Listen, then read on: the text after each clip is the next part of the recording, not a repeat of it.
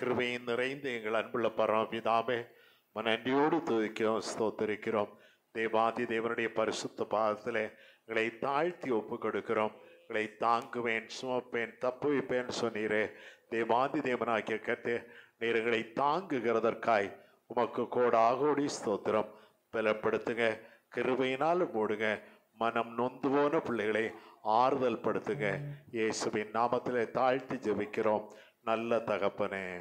ஆமென், ஆமென்.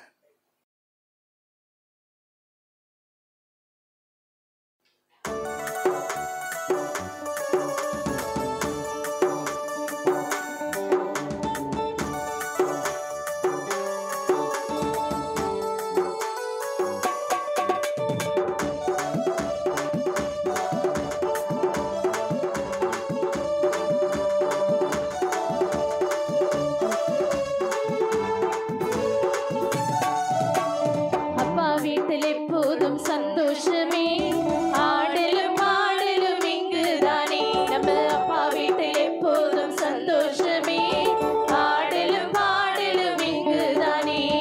ஆடுவோம், கொண்டாடுவோம், பாடுவோம், நடனமாடுவோம், ஆடுவோம், கொண்டாடுவோம், பாடுவோம், நடனமாடுவோம். அல்லேலூயா, ஆனந்தமே, எல்லையில்லா பேரின்பமே. அல்லேலூயா, ஆனந்தமே, எல்லையில்லா பேரின்பமே. நம்ம அப்பா வீட்டில் எப்போதும் சந்தோஷமே, ஆடலும் பாடலும் இங்குதானே. நம்ம அப்பா வீட்டில் எப்போதும் சந்தோஷமே, ஆடலும் பாடலும் இங்குதானே. காத்திருந்தார், கண்டு கொண்டார், கண்ணீர் எல்லாம் துடைத்து விட்டார்.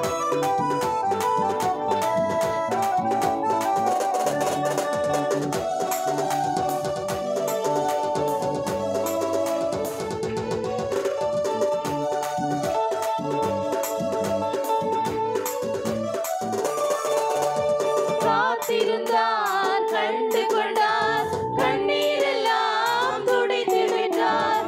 காத்திருந்தார், கண்டு கொண்டார், கண்ணீர் எல்லாம் துடைத்து விட்டார். எனவே ஆடுவோம், கொண்டாடுவோம், பாடுவோம், நடனமாடுவோம், ஆடுவோம், கொண்டாடுவோம், பாடுவோம், நடனமாடுவோம். அல்லேலூயா, ஆனந்தமே, எல்லையில்லா பேரின்பமே. அல்லேலூயா, ஆனந்தமே, எல்லையில்லா பேரின்பமே.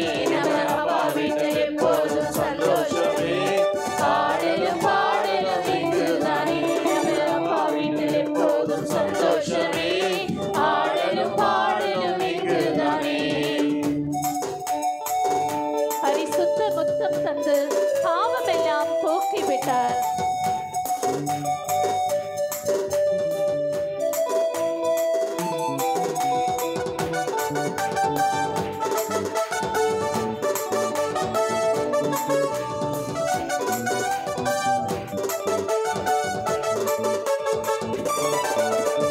பரிசுத்த முத்தம் தந்து பாவமெல்லாம் போக்கிவிட்டார். பரிசுத்த முத்தம் தந்து பாவமெல்லாம் போக்கிவிட்டார். எனவே ஆடுவோம், கொண்டாடுவோம், பாடுவோம், நடனமாடுவோம், ஆடுவோம், கொண்டாடுவோம், பாடுவோம், நடனமாடுவோம்.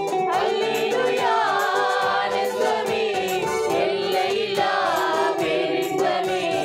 அல்லேலூயா, ஆனந்தமே, எல்லையில்லா பேரின்பமே. நம்ம அப்பா வீட்டில் எப்போதும் சந்தோஷமே, ஆடலும் பாடலும் இங்குதானே. நம்ம அப்பா வீட்டில் எப்போதும் சந்தோஷமே, ஆடலும் பாடலும் இங்குதானே.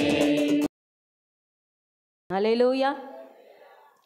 ஒரு வீட்டின் முன்பதாக அருமையான ஒரு தோட்டம் இருந்தது. அந்த தோட்டத்தில் பலவிதமான மரங்கள், செடிகள், கொடிகள் எல்லாமே நிறைந்து இருந்தது. அந்த இடத்துல ஒரு பாகற்காய் கொடி, அந்த கொடியில் இருக்கிற காய்கள் எல்லாம் மிகவும் பெரிய காய்கள், அப்படி அப்படி பாகற்காயில் அவ்வளோ பெரிய காய்கள் நம்ம பார்த்துருக்கவே முடியாது, அவ்வளோ பெரிய காய்கள் இருந்தது. பக்கத்தில் ஒரு வெள்ளரி கொடி, அதில் வெள்ளரி காய்கள் இருக்குது, அது இலை மறைத்தபடி அந்த காய்கள் இருக்குது. அதே தோட்டத்தில் பழங்கள் இருக்கிற கனி மரங்களாய் கண்களுக்கு தெரிகிறது. ஆனால் அந்த மரங்கள் உளுத்து போன மரங்களால், செல் அரித்த மரங்களாய் அந்த மரங்கள் காணப்படுகிறது.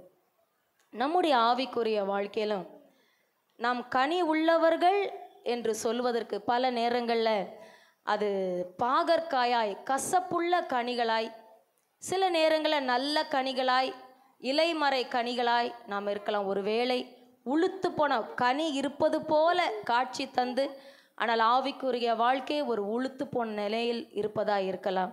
ஆனால் எபேசியர் 5:11 கனியற்ற அந்தகாரத்தின் கிரியைகளை அதற்குள் உடன்படாமல் இயேசுவின் நாமத்தினாலே அதை கடிந்து கொள்ளுகிற கிருபையை கர்த்தர் நமக்கு தருவாராக. ஹல்லேலூயா. கர்த்தருக்கு முன்பாக ஒரு கனியுள்ள வாழ்க்கை, கர்த்தருக்காக வாழ்கிற ஒரு வாழ்க்கையை கர்த்தர் கிருபையாய் நமக்கு தருவாராக. இந்த நாளிலே கர்த்தர் நமக்கு தந்திருக்கிற வார்த்தை ஆமோஸ் தீர்க்க தரிசன புஸ்தகம் 9:12 நாம் வாசிக்க கேட்போம். ஆமோஸ் 9:12.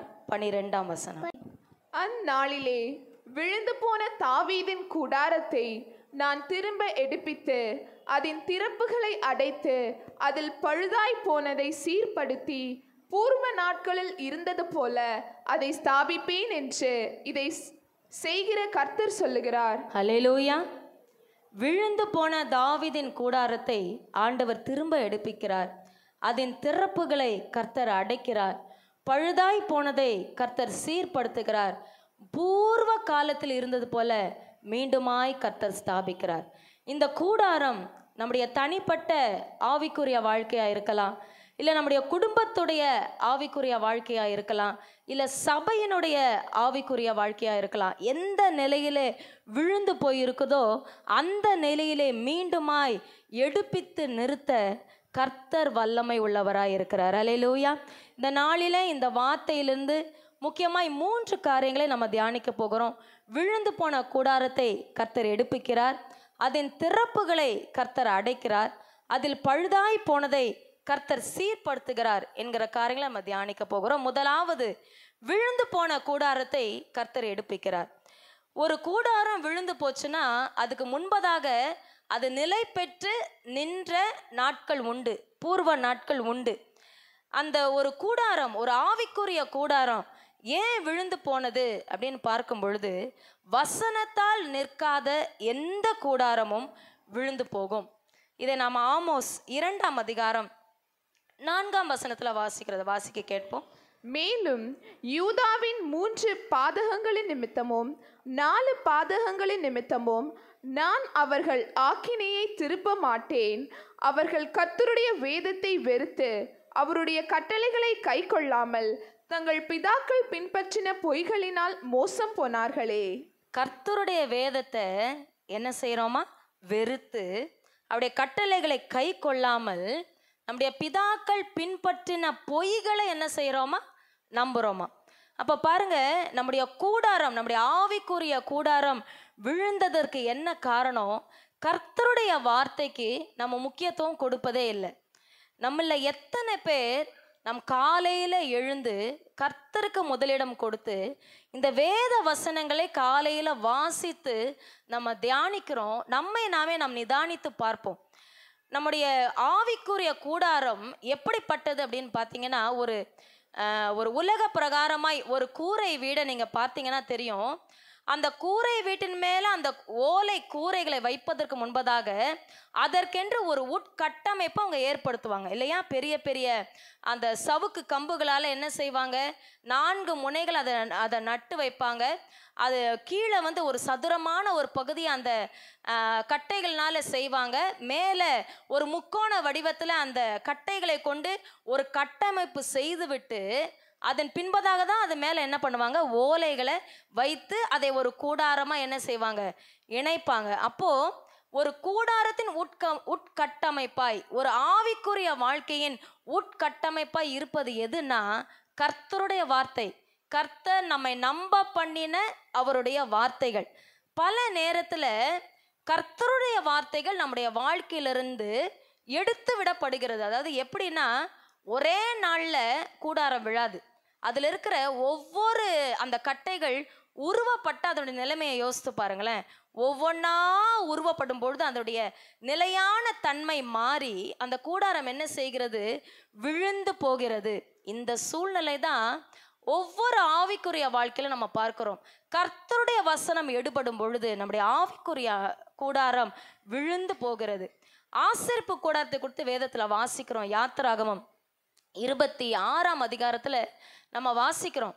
நம்முடைய கண்களுக்கு பார்க்கும்போது அந்த ஆசரிப்பு கூடாரத்தின் மேல் போடப்பட்டிருக்கிற 4 விதமான கூடாரங்களை தான் நம்ம என்ன செய்கிறோம்? கண்களால் பார்க்கிறோம். ஆனா அதற்கு உள்ள ஒரு உட்கட்டமைப்பு இருக்கு. எப்படின்னு பார்த்தீங்கன்னா, சீத்திம் மரத்தினால் செய்யப்பட்ட பலகைகளை அவங்க அங்கே நிறுத்துறாங்க. கர்த்தர் காண்பித்த மாதிரியின்படியே அந்த பலகைகளை அவங்க நிறுத்துறாங்க. அந்த பலகைகள் நிற்கத்தக்கதாய் அதன் கீழே பாதங்களை வைத்து ஒரு உட்கட்டமைப்பு ஏற்படுத்தி விட்டு அதன் பின்பதாக அதுக்கு மேலே தான் கூடாரத்தை என்ன பண்ணுறாங்க? விரிக்கிறாங்க. அப்போது ஒரு ஆசரிப்பு கூடாரம் நிலையாய் நிற்கிறோன்னா அதற்கு ஒரு உட்கட்டமைப்பு இருக்கு. நம்முடைய வாழ்க்கையில் இருக்கிற அந்த ஆவிக்குரிய கூடாரம் நிற்க வேண்டுமானால் அதற்கும் என்ன இருக்கணும்? வசனமாகிய கட்டமைப்பு இருக்கணும். உபாகமம் 28ஆம் அதிகாரம் முதல் வசனத்தை வாசிக்க கேட்போமே. அந்த வசனத்துல பார்க்கிறோம், கர்த்தருடைய கட்டளைகளுக்கு கர்த்தருடைய சத்தத்துக்கு செவி கொடு, அதன்படி செய்ய கவனமாயிரு என்பதை கர்த்தர் சொல்லுகிறார். அதை வாசிப்போம். இன்று நான் உனக்கு விதிக்கிற உன் தேவனாகிய கர்த்தருடைய கட்டளைகளின் படியெல்லாம் செய்ய நீ கவனமாய் இருக்கும்படிக்கு அவர் சத்தத்திற்கு உண்மையாய் செவி கொடுப்பாயானால் உன் தேவனாகிய கர்த்தர் பூமியில் உள்ள சகல ஜாதிகளிலும் உன்னை மேன்மையாக வைப்பார். பாருங்க, கர்த்தருடைய சத்தத்திற்கு செவி கொடுக்கணும். 2வது, செய்ய கவனமாய் இருக்கணும். கர்த்தர் நமக்கு கற்று தருகிற அப்படியே சத்தம், அவர் சொல்லுகிற ஒவ்வொரு வார்த்தைகள், கர்த்தருடைய வார்த்தைகளை நாம் செவி கொடுக்க வேண்டும். அதே நேரத்தில் அதை வைத்து நாம் செய்ய கவனமாக இருக்கணும். அவர் என்ன சொல்லுகிறாரோ அதன்படி செய்ய நாம் கவனமாக இருக்கணும். ஆண்டவராக இயேசு கிறிஸ்து அருமையாய் ஒரு ஓமையை சொன்னார். மத்தேயு 7ஆம் அதிகாரத்தில் 24ஆம் வசனத்திலிருந்து 27ஆம் வசனம் வரைக்கும் அந்த பகுதியை வாசிக்கிறோம். கர்த்தருடைய வார்த்தையை கேட்கிற மனிதன் எப்படி இருக்கிறான்? கண்மலையின் மேல் கட்டப்பட்ட வீடாய் அந்த மனிதன் இருக்கிறான். பெரும் வெள்ளம் வந்தாலும் பெரும் காற்று மோட்டி அடித்தாலும் அந்த வீடு என்ன செய்யுமா? நிலைத்து நிற்கும். ஆனா கர்த்தருடைய வார்த்தையை நம்பாமல் மணலின் மேல அஸ்திபாரம் போட்டு ஒரு வீடு கட்டப்பட்டு இருந்தா, அந்த வயநாட்டில் நடந்த சூழ்நிலை தான். பெரும் வெள்ளம் வரும், பெருங்காற்று வரும், அது இருந்த இடம் தெரியாமல் அப்படியே அடித்து போகப்படும். அப்போ கர்த்தருடைய வார்த்தையை பிடித்து கொண்டவர்களாய், அப்படியே சத்தத்துக்கு செவி சாய்க்கிறவர்களாய் இருக்கும் பொழுது நம்முடைய ஆவிக்குரிய கூடாரம், நம்முடைய ஆவிக்குரிய வீடு நிலை பெற்று இருக்கும். லூக்கா 8ஆம் அதிகாரத்துல 5ஆம் வசனத்திலிருந்து 15ஆம் வசனம் வரைக்கும் விதைக்கிறவன் ஓமையை நம்ம அந்த இடத்துல படிக்கிறோம். அந்த இடத்துல விதையானது வழி அருகே விழுது. அவர்கள் ரட்சிக்கப்படாதபடிக்கு அந்த வார்த்தையை பிசாசனவன் என்ன செய்யறான்? எடுத்து போடுறான். அதன் பின்பதாக கற்பாறையில விழுது. கற்பாறையில் விழுந்த விதை எப்படி இருக்கு? சோதனை காலம் வந்ததும் அந்த வசனம் அவங்க இடத்துல இருந்து என்ன செய்யுது? எடுபட்டு போயிடுது. முள்ளுள்ள இடங்களில விழுது. அங்க சிற்றின்பத்தால் ஐஸ்வர்யத்தின் மயக்கத்தினால் என்ன செய்யப்படுகிறது? அந்த விதை அப்படியே எடுத்து போடப்படுகிறது. ஆனால் நல்ல நிலத்தில் விதைக்கப்பட்ட விதை 100 மடங்காய் பலன் தருவதை நாம் பார்க்கிறோம். பாருங்க, நாம் இந்த ஆலயத்துக்கு வரும்பொழுதும் சரி, மற்றபடி நம்ம கர்த்தருடைய வார்த்தைகளை தியானிக்கும் போதும் வாசிக்கும் போதும் சரி, கர்த்தர் கேட்கிற அந்த நாம் கேட்கும்படியாய் அவர் சொல்லுகிற அந்த வார்த்தை எந்த அளவுக்கு நமக்குள்ள இருந்து பலன் தருகிறது என்பதை நாம் பார்க்கணும். அப்படியே காதுல கேட்டுட்டு அப்படியே காதுல விட்டுடுறோமா, இல்லை இருதயமாகி அந்த நல்ல நிலத்திலே அது விதைக்கப்பட்டு 100 மடங்கு பலன் தருகிறதா என்பதை நாம் பார்க்கணும். சங்கீதம் 39ஆம் அதிகாரம் 3ஆம் வசனத்துல நம்ம பார்க்கிறோம். அதை வாசிக்க கேட்போம். என் இருதயம் எனக்குள்ளே அனல் கொண்டது. நான் தியானிக்கையில் அக்கினி மூண்டது. அப்பொழுது என் நாவினால் விண்ணப்பம் செய்தேன். ஹல்லேலூயா. பாருங்க, கர்த்தருடைய வசனத்தை நாம் வாசிக்கும் பொழுது நம்முடைய இருதயத்தில் என்ன செய்யும்? அனல் மூளணும். ஒரு பகுதி நம்ம வாசிக்கிறோம், தொடர வாசிக்கிறோம், ஜபத்தோடு ஆண்டவரே என் கூட பேசுங்க அப்படின்னு சொல்லி வாசித்தோன்னா கர்த்தர் கட்டாயம் நம்மோட பேசுவார், இடைபடுவார். ஹல்லேலூயா. அவர் பேசுகிற தெய்வம். ஹல்லேலூயா. யாவரோடும் கர்த்தர் பேசுவார். அவருடைய வார்த்தைகள் ஆவியும் ஜீவனும் உள்ள வார்த்தைகள், நம்மோடு இடைப்படுகிற கர்த்தருடைய வார்த்தைகள். ஹல்லேலூயா. நீங்க அதை செய்து பாருங்களேன். ஜபத்தோட ஒவ்வொரு நாளும் நீங்க செலவிடுகிற அந்த நீங்கள் எழுந்ததும் முதல் மணி நேரத்தை கர்த்தருக்கு கொடுத்து ஜெபித்து கர்த்தருடைய வார்த்தைகளை நீங்க வாசித்து பாருங்க. கர்த்தர் கிருபையாய் நம்மை நடத்துவார். அல்லேலூயா. இந்த வசனங்களை மீண்டும் மீண்டுமாய் அதை மனதில் கொண்டு வந்து நினைத்து அதை கொண்டு ஆண்டவருக்கு நன்றி சொல்லி தியானிக்கும் பொழுது கர்த்தர் என்ன செய்கிறார்? கிருபையாய் நம்மை நடத்துகிறார். ஏன் இந்த வசனங்களை நம்ம படிக்கணும், நம்ம தியானிக்கணும்? ஏனென்று நாம் பார்க்கும் பொழுது ஆமோஸ் 8ஆம் அதிகாரம் 11, 12 ஆகிய வசனங்களை பார்த்தா தெரியும். ஒரு பஞ்சம் வருகிறது. ஆகார குறைவினால் உண்டாகிற பஞ்சம் அல்ல, ஜல குறைவினால் உண்டாகும் தாகம் அல்ல, வேத வசனம் கேட்க கிடையாத பஞ்சம் வரப்போகிறது. இப்போ நம்ம பார்த்தோமானால் பல இஸ்லாமிய நாடுகளில் வேதத்திற்கு தடை பண்ணியிருக்கிறாங்க. அப்படியே மீறி இந்த வேதம் எங்கேயாவது விநியோகிக்கப்பட்டதை அவங்க பார்த்தாங்கன்னா, ஆண்டவரை பற்றி சுவிசேஷம் அறிவிக்கப்பட்டதை அவர்கள் பார்த்தார்களானா அவங்களுக்கு கடுமையான தண்டனைகளை என்ன பண்ணியிருக்கிறாங்க? அவங்க அதை பிரகடனப்படுத்தி அதை நடைமுறைப்படுத்தி இருக்கிறாங்க. ஆனால் இந்த தேசத்தில், நம்முடைய தேசத்தில் கர்த்தர் அனுகூலமான வாசலை நமக்கு திறந்து வைத்திருக்கிறார். அல்லேலூயா. வேதத்தை படிக்கவும் வாசிக்கவும் தியானிக்கவும் இதை மற்றவர்களுக்கு விநியோகம் செய்யவும் கிருபையாய் கர்த்தர் அனுகூலமான வாசல்களை திறந்திருக்கிறார். அந்த பொல்லாத நாட்கள் வருவதற்கு முன்பதாக, நம்முடைய கரங்களில் இருந்து இந்த வேத வசனம் பிடுங்கப்படுவதற்கு முன்பதாக எவ்வளவு வசனங்களை நம்மால் படித்து நம்முடைய மனதுக்குள்ளாய் அதை தியானித்து அதை இருதயத்தில் வைத்துக்கொள்ள முடியுமோ அந்த அளவுக்கு நம்ம என்ன செய்யணும்?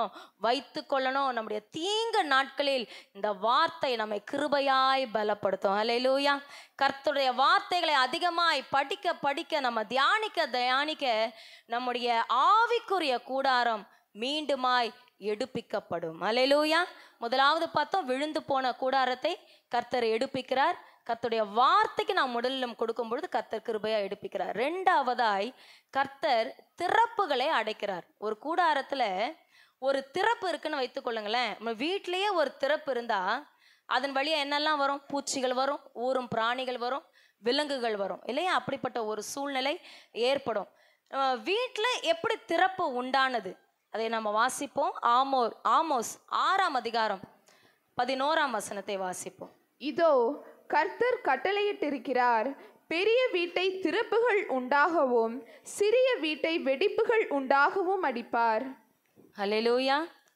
ஆண்டவரே என்ன செய்கிறாரா? வீட்டை அடிக்கிறார், கூடாரத்தை அடிக்கிறார். ஏன்? பெரிய திறப்புகள் உண்டாக, பெரிய வீட்டை கர்த்தர் என்ன செய்கிறாரா? திறப்புகள் உண்டாக அடிக்கிறார். அப்போ ஏன் கர்த்தர் திறப்புகள் உண்டாக ஒப்பு கொடுக்கிறார் என்று சொல்லி பார்க்கும் பொழுது அதே 6ஆம் அதிகாரம் 1 வசனத்துல பாருங்களேன். சீயோனிலே நிர்விசாரமாய் இருக்கிறவர்கள். நம்ம இடத்துல என்ன இருக்கா? நிர்விசாரம். எதை குறித்தும் கவலை இல்லாத ஒரு நிர்விசார தன்மை.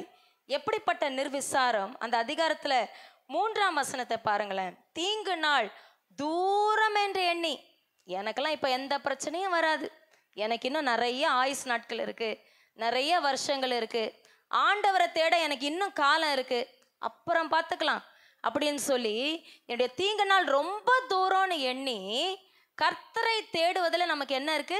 நிர்விசாரம். அடுத்த வசனத்துல பாருங்களேன், 4ஆம் வசனத்துல தந்த கட்டில்களில் படுத்து கொண்டு மந்தையில் உள்ள ஆட்டுக்குட்டிகளையும் மாட்டு தொழுவத்தில் உள்ள கன்று குட்டிகளையும் தின்று நல்லா புசித்து நல்லா குடித்து என்ன பண்றோம்? நல்லா தூக்கம், நல்லா தூங்குறோம் இல்லை? பல நேரங்களில் வாலிப பிள்ளைகளை பாருங்களேன், லேட் நைட் வரைக்கும் என்ன பண்றாங்க? ஃபோன்லேயே உட்காந்துருக்குறாங்க. அதுக்கப்புறம் காலையில் எழும்ப முடியுதா? ஒரு ஸ்கூலுக்கு போகணும், ஒரு காலேஜுக்கு போகணும், ஒரு வேலைக்கு போகணுன்னா கூட 7:30 மணிக்கு மேலே 8 மணிக்கு மேலே ஒரு 1/4 மணி நேரம், ஒரு அரை மணி நேரம் தான் இருக்கும். அதுக்குள்ளே எழுந்து குளிச்சு கிளம்பி சாப்பிட்டோம் சாப்பிடாமையே என்ன பண்ணுறாங்க, தங்களுடைய காரியங்களுக்காக பரபரப்பாய் போகிறத பார்க்குறோம். ஆனால் ஆண்டவருக்கு முதலிடம் கொடுக்கவோ அவரை தேடவோ பிள்ளைகள் எப்படி இருக்கிறாங்க, நிர்விசாரமாக இருக்கிறாங்க. நம்மளும் இருக்கிற பெரியவர்கள் நம்ம எத்தனை பேர் இப்படி இருக்கிறோம் தெரியாது. எல்லாமே யாருக்கு தெரியும், ஆண்டவருக்கு தெரியும். மனுஷன் என்ன செய்வான், முகத்தை தான் பார்ப்பான். ஆனால் ஆண்டவர் என்ன செய்கிறார், இருதயத்தை பார்க்கிறார். முதல் மணி நேரத்தை கர்த்தருக்கென்று நம்ம என்ன செய்யணும், கொடுக்கணும். அது பின்பதாக பாருங்களேன், அடுத்த வசனம் 5ஆம் வசனம். தம்புருவை வாசித்து பாடி தாவீதை போல கீத வாத்தியங்களை தங்களுக்கு உண்டு பண்ணி. இது இந்த நாட்களை நம்ம சொல்லணும்னா, பிள்ளைங்க காதில் ஒன்று மாட்டியிருக்காங்க பாருங்க, அதுக்கு இப்போ ஒயர் கூட கிடையாது, அப்படியே கனெக்ட் பண்ணி மாட்டிக்க வேண்டியதான். நான் மியூசிக் கேட்குறேன், நான் என்ன சினிமா பாட்டா கேட்குறேன், நான் மியூசிக் தான் கேட்குறேன் அப்படின்னு சொல்லி என்ன பண்ணுறாங்க, எதை கேட்குறாங்களோ தெரியாது. ஆனால் அது கர்த்தர் அருவருக்கிற காரியங்கள், அல்லேலூயா, அது ஆண்டவருக்கு பிரியமில்லாத காரியங்கள், அதெல்லாம் என்ன பண்ணுறாங்க, போட்டுட்டு கேட்டுட்டு இருக்காங்க. அதன் பின்பதாக பாருங்க, குடிக்கிறவர்கள் பெரிய பாத்திரங்கள்ல மதுபானங்களை ஊற்றி என்ன செய்யறாங்களாம், குடிக்கிறாங்க. அந்த 6ஆம் வசனத்துல கடைசியில பாருங்க, யோசேப்புக்கு நேரிட்ட ஆபத்துக்கு கவலைப்படாமல் போகிறார்கள். உங்களை சுற்றி எத்தனையோ யோசேப்பு இருக்கிறாங்க, எத்தனையோ ஆபத்துகள் அவளுக்கு நேரிடுது, அதை பத்தி அவங்களுக்கு என்ன இல்லை, துளி கூட கவலை இல்லை. சொந்த குடும்பத்துக்குள்ள இருக்கிறவர்களே ஒருத்தருக்கு உடம்பு முடியல, இல்லை ஏதோ ஒரு துக்கத்துல மாட்டி இருக்கிறாங்க, அதை குறித்து சற்றும் கவலை இல்லாத ஒரு நிர்விசாரமா இருக்கிற ஒரு சூழ்நிலை. இந்த சூழ்நிலையை தான் கர்த்தர் மாற்றும்படியாய் நம்மை அழைக்கிறார். ஆண்டவர் லூக்கா 12ஆம் அதிகாரத்துல ஒரு ஓமையை சொல்லியிருக்கிறார். 16ஆம் வசனத்திலிருந்து 20ஆம் வசனம் வரைக்கும் இந்த ஓமையை பார்க்கிறோம். ஒரு ஐஸ்வர்யவான் அவர் என்ன பண்றார், தன்னுடைய வயலில் அதிகமான விளைச்சல், என் வயல் என் தானியங்கள், நான் செய்த காரியம், அந்த பகுதியை பார்த்தா தெரியும், நான் என் என்று சொல்லுகிற காரியங்களை பல முறை பார்க்கலாம். அவர் சொல்ற, நான் அநேக வருஷங்களுக்கு அநேக பொருள்களை நான் என்ன செஞ்சிருக்கிறேன், சேர்த்து வச்சிருக்கிறேன். நான் என்ன செய்வேன், ஒன்று செய்யணும், என் களஞ்சியத்தை நான் இடிப்பேன், பெருசாக்கி என் தானியத்தெல்லாம் நான் சேர்த்து வைப்பேன், என் ஆத்துமாவே நீ சந்தோஷமா இரு அப்படின்னு அவர் என்ன பண்ணுவாராம், சொல்லுவாராம். ஆனா ஆண்டவர் அந்த மனிதனை பார்த்து சொல்றாரு, மதிகேடனே, இன்னைக்கு ராத்திரி உன் உயிர் போச்சுன்னா நீ சேர்த்து வச்சதெல்லாம் யாருடையதாகும்? அவன் சேர்த்து அது பெரிய திறப்பாயிடும். யோசித்து பாருங்களேன், அவன் மரித்து போனா அந்த வீட்டுக்கு அது பெரிய திறப்பு, யாரோ அதை என்ன செய்வாங்க, அனுபவிப்பாங்க. ஒரு நிர்விசாரமான ஒரு வாழ்க்கை. வாசிப்போம், செப்பனியா 2ஆம் அதிகாரம் 15ஆம் வசனத்தை வாசிப்போம். நான் தான், என்னை தவிர வேறொருவரும் இல்லை என்று தன் இருதயத்தில் சொல்லி நிர்விசாரமாய் வாழ்ந்து களி கூர்ந்திருக்கிற நகரம் இதுவே, இது பாழும் மிருக ஜீவன்களின் தாபரமுமாய் போய்விட்டதே. அதன் வழியாய் போகிறவன் எவனும் ஈசல் போட்டு தன் கையை கொட்டுவான். ஹல்லேலூயா. பாருங்க, நான் தான், என்ன போல யாருமே இல்லை என்று நிர்விசாரமா இருக்கிறவர்களுடைய கூடாரத்துல எது இருக்குமா, காட்டு விலங்குகளால் பாழாய் போன இடமாய் என்ன செய்யுமா, மாறுமா. இன்னைக்கு கர்த்தர் கிருபையாய் நம்ம இடத்துல சொல்லுகிறார், இந்த நிர்விசார தன்மையை நாம் மாற்றிக்கொள்வோம்.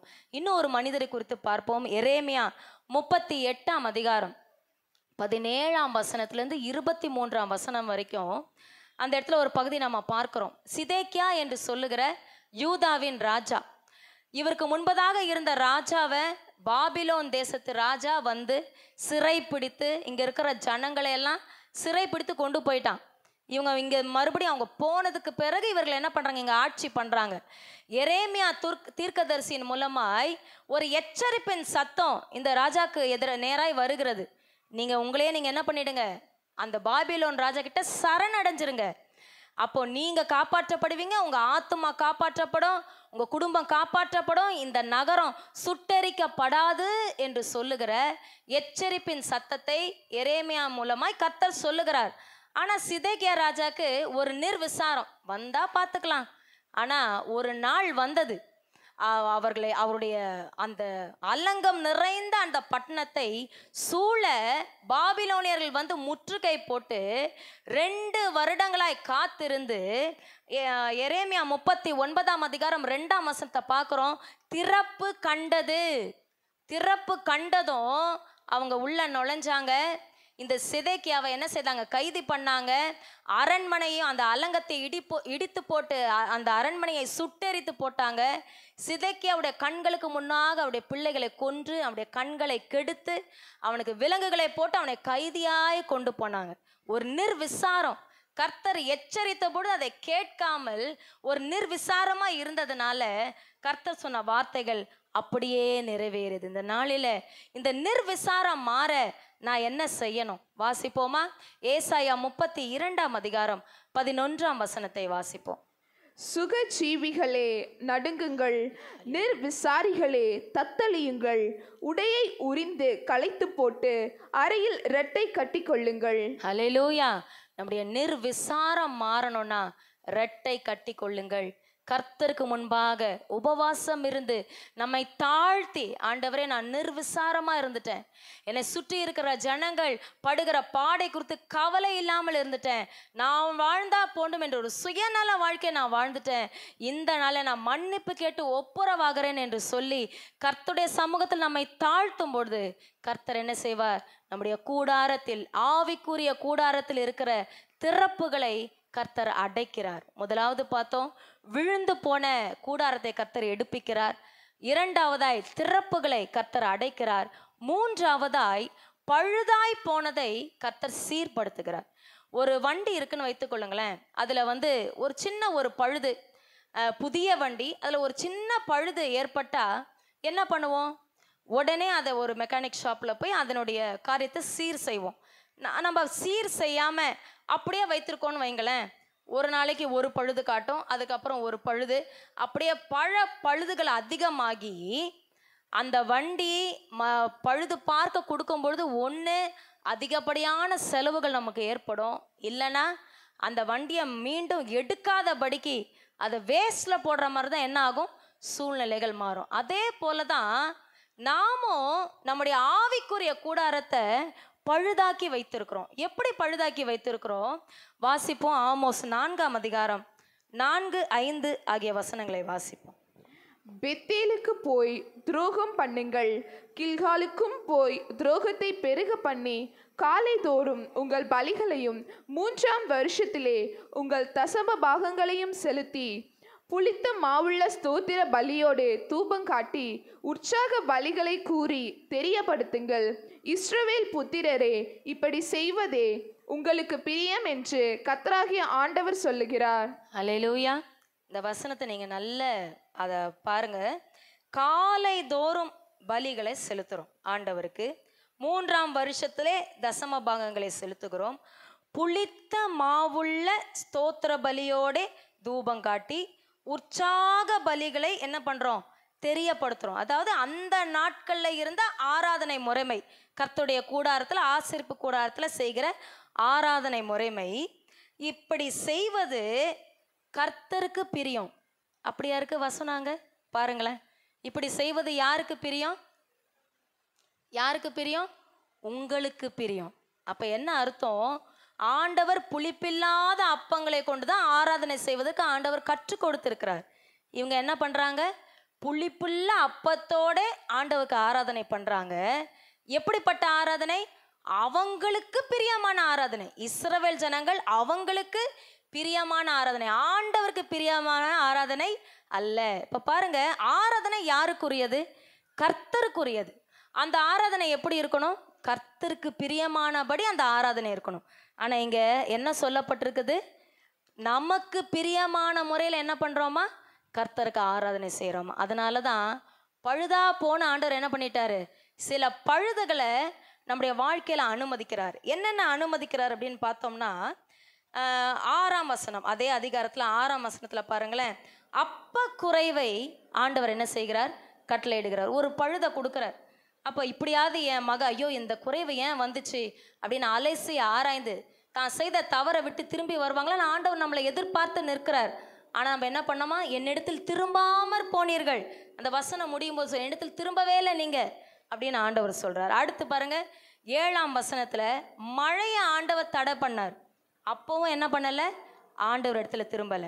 9ஆம் வசனத்துல பாருங்க, நம்ம விதைத்திருக்கிற திராட்சை செடி, அதாவது நம்முடைய உழைப்பு, நம்முடைய வேலை, அதுல பச்சை புழு என்ன செய்யுதான், அரிக்குதான். கருக்காய், அதாவது செடிகளுக்கு வருகிற நோய், விஷப்பனி, ஒரு பூரணம் பூக்கிற ஒரு தன்மை, இப்படி என்னுடைய வேலையில இத்தனை காரியங்களை ஆண்டவர் என்ன செய்யறாரு, அனுமதிக்கிறார். அப்படியாவது திரும்புவியா? அப்பவும் என்ன பண்ணல, நம்ம திரும்பல.